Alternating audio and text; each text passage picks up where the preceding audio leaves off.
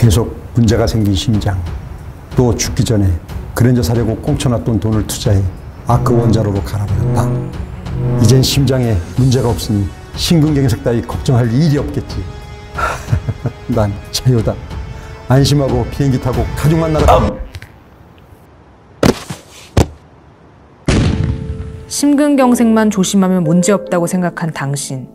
뇌경색까지 제대로 예방하지 않는다면 사사건건 깐죽대는 성차장 놈이 승진해 당신 자리를 차지하고 지금껏 뜯겨온 국민연금은 40%만 아내에게 가고 나머진 국고로 귀속되며 아내 몰래 그랜저를 사려고 안 입는 옷 속에 숨겨뒀던 비상금은 당신의 유품과 함께 모조리 태워질 것이며 당신 몫의 로또 당첨금은 다른 이에게 돌아갈 것이며 큰맘 먹고 가족들 눈치 보며 구입한 골프채 세트는 고물상에 3만 원에 팔리게 될 것입니다.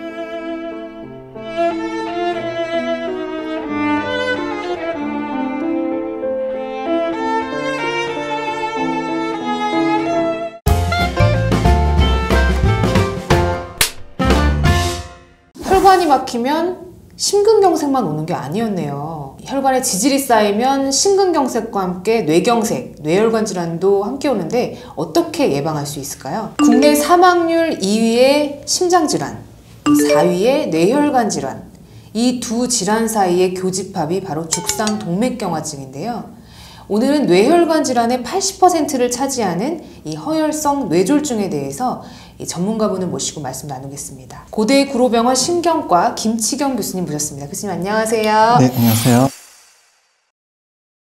네, 교수님, 심장질환과 달리 이 뇌혈관 질환은 2000년 이후로 이렇게 꾸준히 좀 감소하고 있는 추세입니다. 이유가 따로 있을까요? 네, 뇌혈관 질환은 대표적으로 노인성 질환입니다. 네. 그래서 발생률은 증가하고 있는데요. 네. 사망률은 보시다시피 언제 2위였다가 이제 4위까지 떨어졌습니다. 네.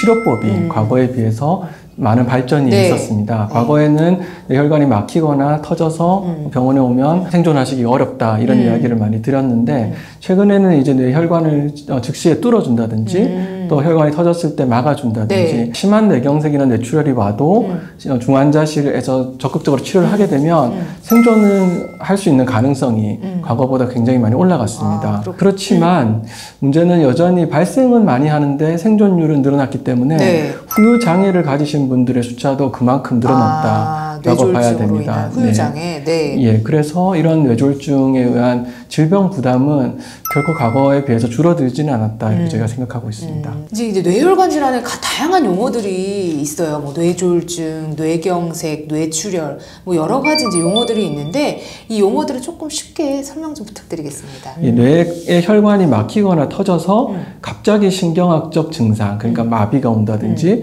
말을 잘 못한다든지 의식이 떨어지는 그런 증상을 통틀어서 뇌졸중이다 이렇게 말씀드리고요. 네. 그 중에 큰 원인이 두 가지가 있습니다. 혈관이 막히는 게 있고 터지는 게 있는데 막히는 것이 뇌경색, 네. 또 다른 말로는 허혈성 뇌졸중 이렇게 말씀드리고 혈관이 터지는 게 뇌출혈, 출혈성 뇌졸중 이렇게 말씀드립니다. 뇌경색이 이제 한 80%를 차지한다고 하는데 이 뇌경색을 유발하는 위험 요인이 어떤 것들이 있는지 먼저 말씀 부탁드리겠습니다. 뇌경색은 가족 중에서 50세 이하 정도의 뇌경색이나 뇌출혈이 있으면 위험도가 올라간다고 되어 있지만 네. 유전적 요인이 사실 굉장히 낮은 쪽의 병입니다. 이거는 이제 평생 본인이 생활했던 습관이라든지 위험인자 관리의 결과물이기 때문에 이미 지난 한 10년, 20년의 결과가 누적되어서 사건이 이제 터지는 생활 습관병이다. 가장 대표적인 위험 요인이라고 하면요. 네. 고혈압, 고지혈증, 당뇨병, 흡연 이렇게 이제 4대 요인을 가장 보통 위험한 요인이다 하고 이것이 이제 죽상경화증이라 해서 혈관벽이 손상되는 그런 주요한 원인을 할 수 있고요. 그것과 더불어서 심방세동과 같은 이런 부정맥 같은 심장질환 심장질환도 있는 경우가 직접적으로 뇌혈관을 막는 원인이 될 수 있기 때문에 네. 아까 말씀하신 4가지의 어떤 혈관벽을 손상시키는 원인과 심장질환이 주요한 원인입니다. 근데 그 이외에도 비만이라든지 운동 부족 혹은 뭐 대사증후군 이런 것들도 상당히 연관이 많다고 되어 있습니다. 그 중에서 거의 한 40% 정도는 40%? 죽상경화증에 의해서 통해서 일어난다라고 알려져 있는데요. 간단하게 말씀을 드리면 혈관벽에 소위 이제 콜레스테롤 때가 쌓인다 이렇게 말씀을 맞아요. 드리는데 네. 기름이 낀다. 예, 뭐. 특히 LDL 콜레스테롤 나쁜 콜레스테롤이 혈관벽에 이렇게 침착이 되게 되면 거기서 염증 반응도 일어나고 혈관이 이제 두꺼워집니다. 혈관이 두꺼워지면 당연히 혈관이 좁아지게 되겠죠. 네, 네. 그러다가 갑자기 혈관 내벽이 손상되면서 막히는 수도 있고요. 네. 아니면 그 자리에 피딱지가 앉았다가 떨어져 나가서 뒤쪽에 끝자락에 혈관을 막는 경우도 있는데 그래서 어떤 형태든 혈관벽의 손상에 의해서 피딱지가 혈관 안에서 만들어지는 그런 나쁜 상황이 일어나는 것이 뇌경색이다라고 설명합니다. 그럼 나머지 60%는 어떤 그래서 이유 그중 때문에 뇌경색이 발생하나요? 예. 한 10% 정도는 잘 모르는 것도 있습니다. 이유를 잘 모르는 분도 네, 있고요. 네. 예. 그 나머지 50%를 대충 나누면 25% 정도는 심장 때문에 이제 부정맥, 아까 가장 얘기한 대표적으로 기억하시는 게 심방세동이라는 이런 부정맥 아니면 심장의 일부가 잘 뛰지 않는다거나 네. 이래서 심장 질환 때문에 생기는 게 한 뭐 25%, 30% 정도 된다고 보이고 그 나머지도 25%, 30% 정도는 고혈압 때문에 고혈압. 예, 뇌 고혈압성 소혈관 손상이라고 해서 뇌 실핏줄들이 막혀서 뇌경색이 생기는 다른 장기는 좀 크게 뭔가 손상이 와야 증상이 나오는데 뇌는 곳곳에서 하는 일이 다르기 때문에 작은 손상이라도 하필 그 위치가 운동을 담당한다. 그러면 굉장히 심한 마비가 올 수 있기 때문에 작게 막혀도. 예, 실핏줄이 막혀도 증상은 굉장히 심할 수 있다. 이렇게 설명을 드립니다. 그렇구나. 이 뇌경색의 예후 또 재발 위험 어떤 건지 궁금합니다. 예후를 말씀드리면 과거에는 치료가 좀 좋지 않을 때는 1년째 재발률이 한 10% 정도 1년 안에? 예, 된다라고 네. 말씀을 드렸는데 요즘은 저희 데이터를 보면 반 정도는 줄여서 4, 5% 정도 요즘에는? 예, 줄긴 했는데 그거는 평균적인 수치고요. 그분의 혈관이 굉장히 안 좋거나 위험인자 관리를 잘하지 않았다 이러면 급격하게 뭐 20%, 30%까지도 올라가고 관리를 굉장히 잘하신다. 생활습관 관리도 잘하고 위험인자 아까 말씀드렸던 고혈압, 당뇨병, 고지혈증, 금연 이런 것들을 철저하게 하시면 위험률이 1%대로 떨어질 수 있기 때문에 본인의 생활 습관에 따라서 변화가 있을 수 있다 말씀드릴 수 있습니다. 이게 한번 뭐 발병하고 치료를 했다고 끝이 아니라 끊임없이 계속 관리를 해야 되겠네요. 그래서 참 답답해 하시는데, 예, 뭐, 약을 언제까지 먹어야 되나요? 저한테 이렇게 물어보시는데, 앞으로 치료가 좀 좋은 게 나오면, 뭐, 한 번의 어떤 치료로 평생의 위험들 떨어뜨릴 수 있는 그런 게 나오면 좋겠는데, 현재는 한 번 발생했다는 사실이 벌써 지난 10년, 20년간의 위험 인자가 쌓여 있다는 소리이기 때문에, 그것이 한 번에 해결되기는 어렵기 때문에, 거의 평생 같이 관리를 해야 된다라고 말씀을 드립니다. 교수님, 그 이제 뇌경색을 경험한 환자들이 재발을 막고 또 이게 아까 얘기했듯이 후유장애가 뇌경색 경우에는 좀 심각하잖아요. 네. 이런 지켜야 될 생활습관이나 약물요법에는 어떤 것들이 있는지 궁금합니다. 기본적으로 뭐 건강한 생활 습관이라고 말씀을 드리면 네. 굉장히 당연한 말씀만 당연하다고 자꾸 뻔하다고 생각하고 넘어가죠. 드리게 되는 사실 그 당연한 걸 하는 것과 또 굉장히 어려운 일이긴 맞습니다. 합니다. 왜냐하면 생활 습관의 가장 대표적인 게 식이 습관인데 자기가 먹고 있는 거에 그냥 익숙해 있기 때문에 네.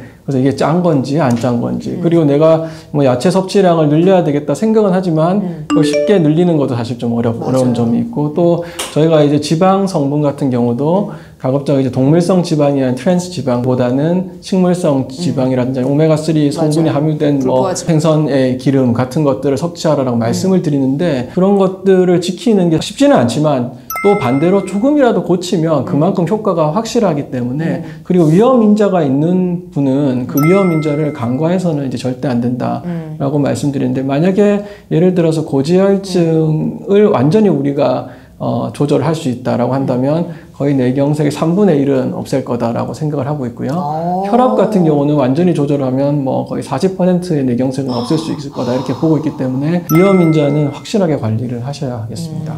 그렇구나. 아까 대표적인 원인이 이제 죽상동맥경화증이라고 하셨는데 이 죽상동맥경화증 하면은 그 혈관에 콜레스테롤이 이렇게 쌓여서 이제 생기는 게 주요 이제 원인이라고 알고 있는데 특히 이제 콜레스테롤 중에서도 LDL 콜레스테롤을 낮추는 이런 치료제가 뇌경색 재발이나 이런 예방을 위해서 조금 도움이 되는지 궁금합니다.